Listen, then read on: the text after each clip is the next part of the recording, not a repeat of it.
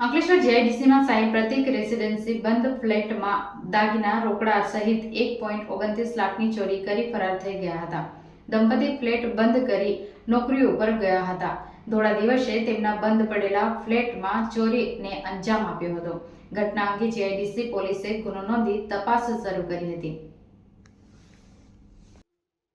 Ankleshwar GIDC golden point વિસ્તારમાં આવેલી સાઈ પ્રતિક residency તસ્કરોએ ધોળા દિવસે હાથફેરો કરી ગયા હતા.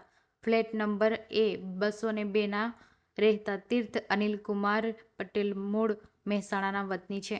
તેઓ પત્ની સાથે નોકરી ઉપર ગયા હતા. તેમની માતા ઘરે તાળું મારીને સંબંધીના ઘરે ગયા હતા. આ દરમિયાન તસ્કરો આ તકને લાભ લઈને તસ્કરોએ મકાનને મુખ્ય દરવાજાનો લોક તોડી અંદર પ્રવેશ કર્યો હતો.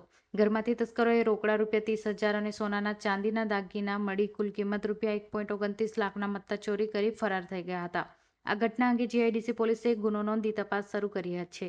જીઆઈડીસી પોલીસ ગુનો નોંધી એફએસએલ, ડોગ સ્ક્વોડ અને ફિંગરપ્રિન્ટ એક્સપર્ટની મદદથી તપાસ શરૂ કરી હતી.